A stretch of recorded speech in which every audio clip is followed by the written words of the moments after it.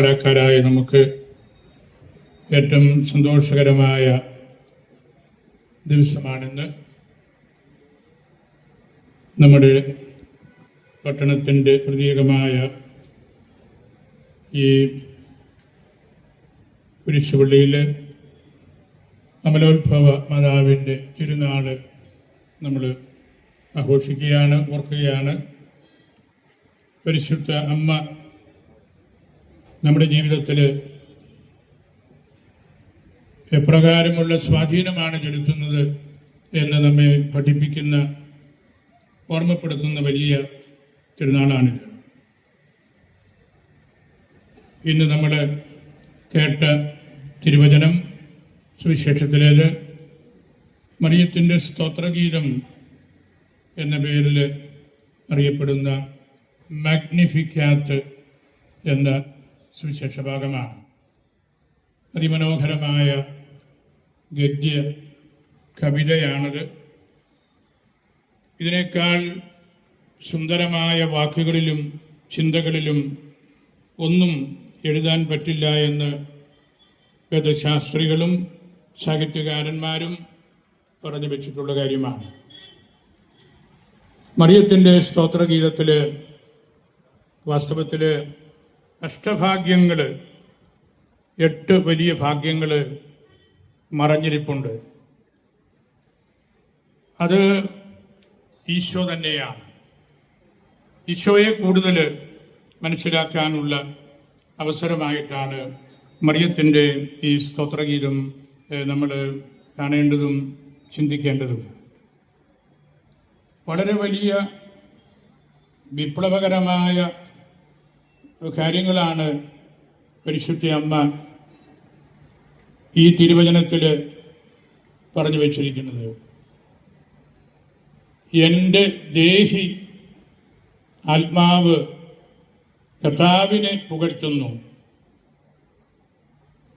എൻ്റെ ആത്മാവ് എന്നെ ജനിപ്പിച്ചവനായ ദൈവത്തിൽ സന്തോഷിക്കുന്നു.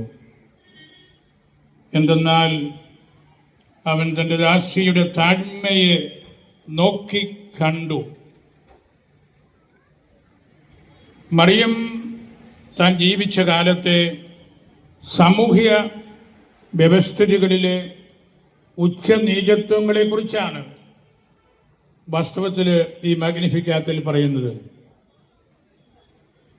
മറിയം വ്യക്തമാക്കുന്നത് ദാരിദ്ര്യവും ഗ്രാമീണവും കോളനിവൽക്കരണവും കാർഷികവുമായ ഒട്ടനവധി കാര്യങ്ങളെക്കുറിച്ചാണ്.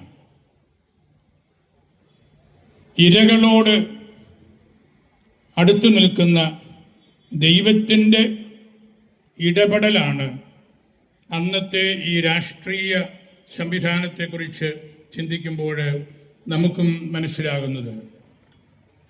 മറിയം നിശ്ചയദാർഢ്യമുള്ള സുധീരയായ പെൺകുട്ടിയായിരുന്നു.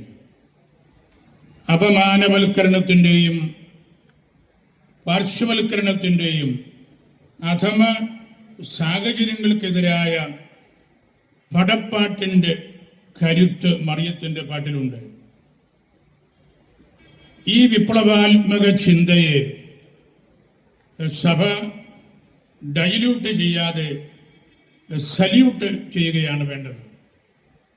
പലപ്പോഴും നമ്മൾ ഇത്തരത്തിലുള്ള സുവിശേഷാത്മകമായ വിപ്ലവങ്ങളിൽ നിന്ന് ഒഴിഞ്ഞു മാറുന്ന ടെൻഡൻസി പരക്കെ കാണാറുണ്ട്.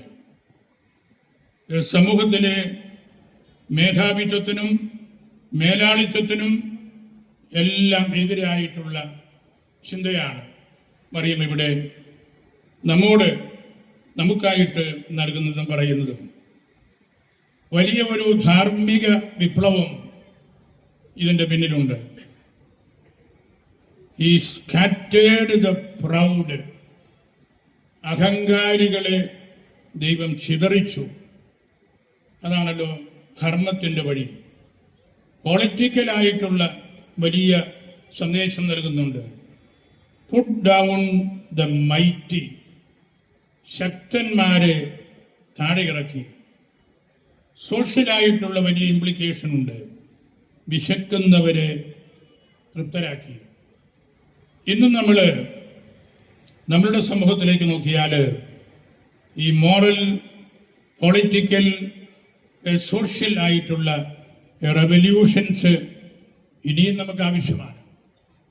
ഒരുപാട് ദുരവസ്ഥകൾ നമ്മളുടെ സമൂഹത്തിൽ ഇന്നും ഉണ്ടെന്ന് നമുക്കറിയാം.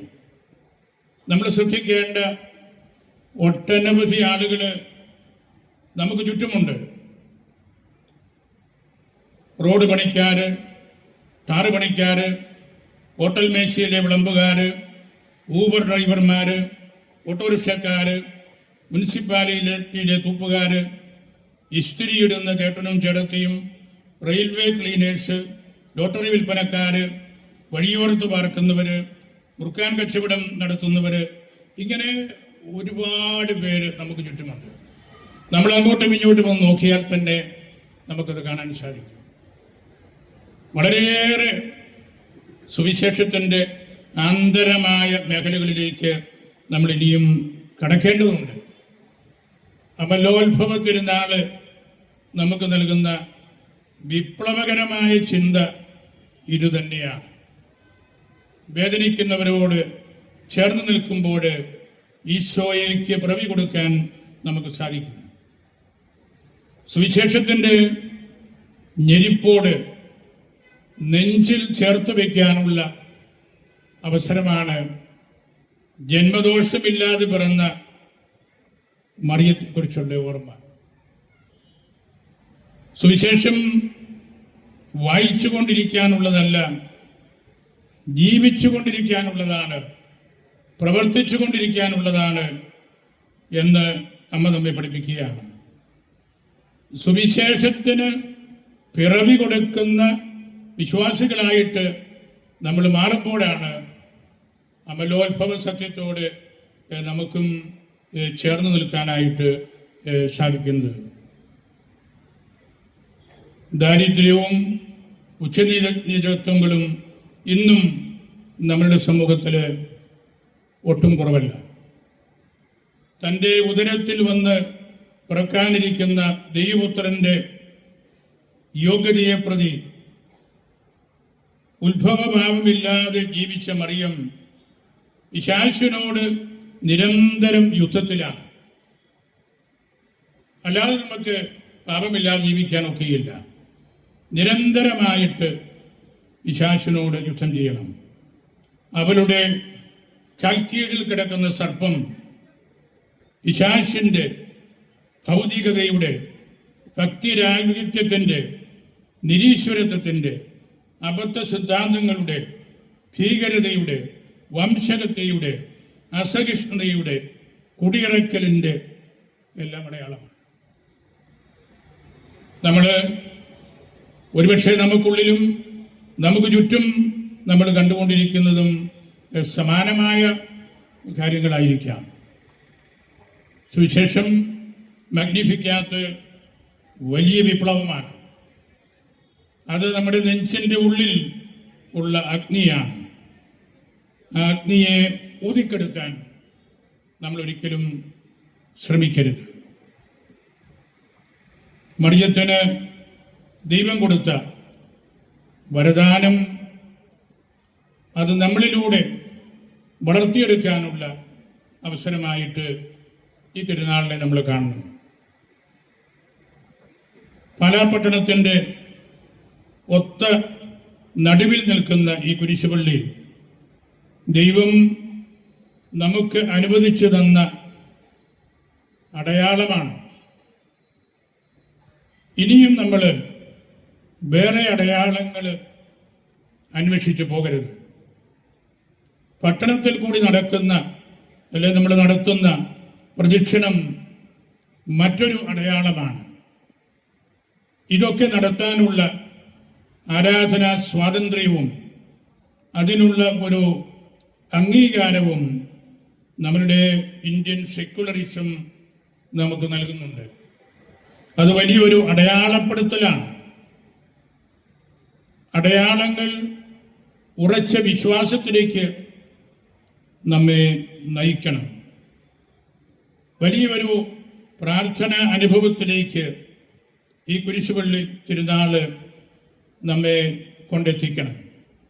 എത്രയോ തിരുക്കർമ്മങ്ങൾ ആഴ്ചവട്ടത്തിലും ആണ്ടുവട്ടത്തിലും ഈ കുരിശുപള്ളി കപ്പേളിലേക്കുള്ളിലുണ്ട്. പരിശുദ്ധ കുർബാനയുണ്ട്, പരിശുദ്ധ കുർബാനയുടെ ആരാധനയുണ്ട്, പരിശുദ്ധ കുമ്പസാരമുണ്ട്, മൗന പ്രാർത്ഥനയുണ്ട്, കൂട്ടായ്മ പ്രാർത്ഥനകളുണ്ട്. എത്രയോ ആത്മീയ കാര്യങ്ങൾ ഈ പള്ളിക്കുള്ളിൽ ഈ പട്ടണ വിശുദ്ധീകരണത്തിനായിട്ട് നമ്മൾ നൽകുന്നുണ്ട്, ചെയ്യുന്നുണ്ട്. പാലായുടെ കാവൽ ഗോപുരമാണ് അമലോത്ഭവ മാതാവിൻ്റെ ഈ കുരിശുപള്ളി. നഗരത്തിൻ്റെ ബഹളങ്ങൾക്ക് നടുവിലാണ് ഈ കർമ്മങ്ങളെല്ലാം ഇവിടെ നടത്തുന്നതും ഈ പള്ളി ഉയർന്നു നിൽക്കുന്നതും. നാനാവിധ ആവശ്യങ്ങൾക്കായി നാം ഇവിടെ എത്താറുണ്ട്. പുറത്തും അകത്തും മിക്കപ്പോഴും നല്ല ബഹളമുണ്ട്, കാരണം പട്ടണമാണ്. എന്നാൽ ഈ കുരിശുപള്ളി നമ്മുടെ ശ്രദ്ധയിൽപ്പെടുമ്പോൾ എല്ലാം ഒരു നിമിഷം നിശ്ചലമാകാറുണ്ട്. സെക്കുലറായ ഒരന്തരീക്ഷം അതിൻ്റെ സ്ഥലകാലങ്ങളോട് പെട്ടെന്ന് വിശുദ്ധമാകുന്ന ഒരു നിശ്ചല വിശുദ്ധിയാണ് നമുക്കപ്പോൾ അനുഭവപ്പെടുന്നത്. കാരണം നമ്മൾ ദൈവമാതാവിനെ കുറിച്ച് ഓർക്കുകയാണ്, അമ്മ നമ്മെയും കുറിച്ച് ഓർക്കുന്നുണ്ട്. ലൗകിക ലോകത്തെ വിശുദ്ധമാക്കുന്ന സ്ഥലങ്ങളാണ് നമ്മുടെ ദേവാലയങ്ങളും കുരിശുപള്ളികളും കുരിശടികളുമെല്ലാം. വിശുദ്ധ സ്ഥലത്തെ കേവലം ലൗകികമാക്കുന്ന കാര്യങ്ങളൊന്നും നമ്മൾ ചെയ്യരുത്. കുരിശുപള്ളി തിരുനാള് ഭക്തിസാന്ദ്രമായി നാം കൊണ്ടാടുകയാണ്. വിശ്വാസ പ്രഘോഷണമാണ് ദൈവാരാധനയുടെ കാതല്. അതിനോട് ചേർന്ന് സാമൂഹികമായ വലിയൊരു മാനവും ഈ പട്ടണത്തിലെ ദേവാലയത്തിനും തിരുക്കർമ്മങ്ങൾക്കുമെല്ലാം ഉണ്ട്. ഇവിടെ ജനസാഗരം ഒന്നിക്കുന്നുണ്ട്. ഇന്നലെയും ഉണ്ടായിരുന്നു. ധാരാളം ആളുകൾ പ്രാർത്ഥിക്കുവാനും അവരുടെ ആവശ്യങ്ങൾക്കുമായി ഇവിടെ എത്തി. കടകമ്പോളങ്ങൾ ഒരാഴ്ചയായിട്ട് പാലായിൽ സജീവമായി. പോലീസ് ഡിപ്പാർട്ട്മെന്റ് എപ്പോഴും നമ്മുടെ കൂട്ടത്തിലുണ്ട്. പട്ടണ അച്ചടക്കത്തിൻ്റെ കാവൽക്കാര് ബഹുമാനപ്പെട്ട പോലീസുകാരാണ്. കുരിശുപള്ളിയിൽ വന്ന് പ്രാർത്ഥിച്ച് ഷോപ്പിംഗ് നടത്തി പോകുന്ന പതിനായിരങ്ങൾ ഈ ദിവസങ്ങളിലുണ്ട്. തിരുനാളാഘോഷത്തിൻ്റെ സാമൂഹിക മാനമാണ് പല പട്ടണത്തിൽ കൂടെ ഒന്ന് വന്നു പോകണമെന്നുള്ളത്. സാമൂഹിക ആഘോഷത്തിൻ്റെ ഭാഗമായിട്ടാണ് തിരുനാളിനോടനുബന്ധിച്ച് നമ്മൾ ടു വീലർ, ഫാൻസി ഡ്രസ്, ടാബ്ലോകൾ, സാംസ്കാരിക ഘോഷയാത്ര തുടങ്ങിയ ഒട്ടനവധി കാര്യങ്ങൾ സംഘടിപ്പിക്കുന്നതും പ്രോത്സാഹിപ്പിക്കുന്നതും. അമലോത്ഭവ മാതാവിൻ്റെ തിരുനാൾ ദിവസം നടത്തുന്ന കാര്യങ്ങളാണ് ഇത് എന്ന് നമ്മൾ തിരിച്ചറിയണം എന്ന് മാത്രം. തിരുനാളിൻ്റെ പൊതു ചൈതന്യത്തിനും പൊതുമാന്യതയ്ക്കും ആത്മീയതയ്ക്കും നിരക്കാത്തതൊന്നും ഇവിടെ സംഭവിക്കരുത്. പോലീസ് ഡിപ്പാർട്ട്മെൻറ്റും ഇവിടെ വരുന്ന ഓരോ വ്യക്തിയും ആ കാര്യത്തിൽ വളരെയധികം ശ്രദ്ധിക്കുന്നുണ്ട് എന്നത് നമുക്ക് വലിയ ആശ്വാസവും പ്രോത്സാഹനവും നൽകുന്ന കാര്യമാണ്. പ്രാർത്ഥിച്ചാണ് ഇതിലെ നമ്മൾ കടന്നു പോകുന്നത്. പരിശുദ്ധ പിതാവ് ഈ നാളിൽ എഴുതിയ ചാക്രിക ലേഖനത്തിൽ ദിലെക്സിത് നോസ് ഹി ലൗഡ് അസ് എന്ന ആ ഒരു വലിയ ഗ്രന്ഥത്തിൽ ഹൃദയം നഷ്ടപ്പെട്ട ലോകത്തിന് ഒരു ഹൃദയം കൊടുക്കൂ എന്ന് നമ്മളോട് പ്രാർത്ഥിച്ച് അപേക്ഷിക്കുകയാണ്. ഹൃദയം നഷ്ടപ്പെട്ടവരായിട്ട് അനേകം ആളുകളുണ്ട്. അവർക്ക് അവരുടെ ഹൃദയം എവിടെയാണെന്നും ഈശോയുടെ ഹൃദയത്തിൻ്റെ അർത്ഥം എന്താണെന്നും മനസ്സിലാക്കാനായിട്ട് നിങ്ങൾ പരിശ്രമിക്കണം എന്ന് പാപ്പ പഠിപ്പിക്കുകയാണ്. എൻ്റെ ചിത്തം, എൻ്റെ ആത്മാവ് എൻ്റെ ദൈവത്തെ മഹത്വപ്പെടുത്തുന്നു എന്ന് പരിശുദ്ധ അമ്മ പറഞ്ഞപ്പോൾ ആ വാക്കുകളിലുള്ള വിശുദ്ധി, അങ്ങനെ പറയാനുള്ള ഒരു തൻ്റെ ഇടം, അങ്ങനെ തന്നെ ഒരുക്കി നിർത്താനുള്ള ഒരു മാനസിക അവസ്ഥ, അതൊക്കെ വളരെ പ്രധാനപ്പെട്ട കാര്യമാണ്. നമുക്കും നമ്മുടെ മനസ്സിനെ ദൈവത്തോട് അടുപ്പിക്കണം, ദൈവത്തിന് അഭിമുഖമായി നിർത്തണം. ഭയപ്പെട്ട് ഓടി ഒളിച്ച ആദത്തെയും ഹവ്വായെയും പോലെ ആയിരിക്കരുത് നമ്മൾ, അല്ലെങ്കിൽ നമ്മളുടെ മനസ്സുകൾ. രൂപതയുടെ നമ്മളുടെ ജീവിതത്തിൻ്റെ പൊതു ആവശ്യങ്ങൾക്കായി ഇതിൽ യാത്ര ചെയ്യുന്നവരാണ് നാം എല്ലാവരും. ഒരു ദിവസത്തിൽ തന്നെ അനേകം തവണ ഞാനും ഇതിലെ കടന്നു പോകുന്നുണ്ട്. ഇതിലെ കടന്നു പോകുമ്പോൾ എല്ലാ യാത്രയുടെയും ഉദ്ദേശം അമ്മയുടെ അമലോത്ഭവ ഹൃദയത്തിൽ സമർപ്പിച്ചിട്ടാണ് ഞാനും നിങ്ങളും കടന്നു പോകുന്നത്. നമുക്ക് വലിയൊരു ബലമാണ്. എല്ലാ കാര്യങ്ങളും ചെയ്ത് സായാഹ്നത്തിൽ അല്ലെങ്കിൽ രാത്രിയിൽ തിരിച്ചെത്തുമ്പോൾ ഈ വലിയ ഗോപുരം കാണുമ്പോൾ നമ്മുടെ എല്ലാ ക്ഷീണവും മാറി. നമ്മുടെ സ്വന്തമാണ്, നമ്മുടെ സ്വത്വമാണ്, നമ്മളെ സംരക്ഷിക്കുന്ന ദൈവാലയമാണ്, നമ്മുടെ അമ്മയാണ്. അതിൽ കൂടുതൽ ഒരു സുരക്ഷിതത്വം നമുക്ക് ആർക്കും ആവശ്യമില്ല. ഈ വലിയ ദേവാലയത്തിൻ്റെ ഇവിടുത്തെ പ്രാർത്ഥനകളുടെ മഹത്വവും അതിൻ്റെ ആവശ്യകതയും അത്തരത്തിലാണ് നമ്മൾ മനസ്സിലാക്കേണ്ടത്. നമുക്ക് ഈ അമലോത്ഭവ തിരുനാളിനോടനുബന്ധിച്ച് കിട്ടിയ വലിയൊരു ഭാഗ്യമാണല്ലോ ഇന്നലെ നമ്മൾ കണ്ട നമ്മുടെ സഭയുടെ ഒരു മകൻ തിരുസഭയിലെ കർദിനാൾ സംഘത്തിലേക്ക് കടന്നു വരുന്നത്. നമ്മുടെ അയൽക്കാരനാണ്. ചങ്ങനാശ്ശേരി അതിരൂപതയിലെ ഒരു കൊച്ചച്ഛനായിരുന്നല്ലോ. അദ്ദേഹത്തിന് ദൈവം നൽകിയ കൃപ ഈ സഭയ്ക്ക് കിട്ടിയ അനുഗ്രഹം തന്നെയാണ്. അദ്ദേഹം നമ്മളുടെ സഭയുടെ ചൈതന്യത്തിനു ചേർന്ന വസ്ത്രങ്ങൾ സ്വീകരിച്ചപ്പോൾ അത് വലിയ സന്തോഷത്തിൻ്റെ കാര്യമായിട്ട് മാറി.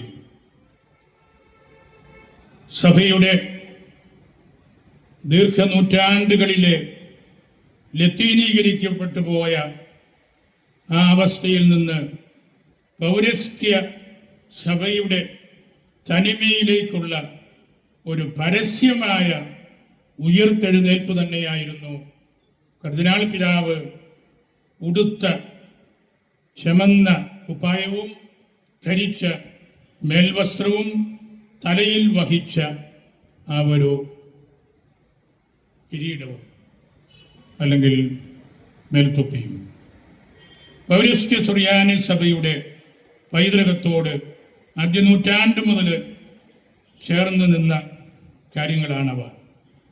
അവ രക്തസാക്ഷിത്വത്തിൻ്റെയും ലോകത്തിൻ്റെ ലൗകികമായ കാര്യങ്ങളിൽ നിന്നുള്ള ഒരു മാറി നിൽക്കലിൻ്റെയും എല്ലാം അടയാളമാണ്. ലബൂശ, കറുത്ത മേൽവസ്ത്രം, ചുമന്ന ഉടുപ്പ് രക്തസാക്ഷിത്വത്തിൻ്റെ അടയാളമാണ്. അങ്ങനെ നമുക്ക് വലിയൊരു തിരുത്തൽ കൂടിയാണ് പരിശുദ്ധ പിതാവ് അതിലൂടെ നൽകിയിരിക്കുന്നത്. യോഹന്നാൻ്റെ പിറവിയെക്കുറിച്ച് മംഗളവാർത്താക്കാലത്ത് നമ്മൾ വായിക്കുമ്പോൾ നമ്മളുടെ മനസ്സിൽ വന്ന് തളം കെട്ടി നിൽക്കുന്ന ഒരു തിരുവചനമാണ്, ഈ ശിശു ആരായിത്തീരും. യോഹന്നാൻ പിറക്കാൻ പോകുന്നു എന്ന് കേട്ടപ്പോൾ എല്ലാവരും പറഞ്ഞു, ഈ ശിശു ആരായിത്തീരും.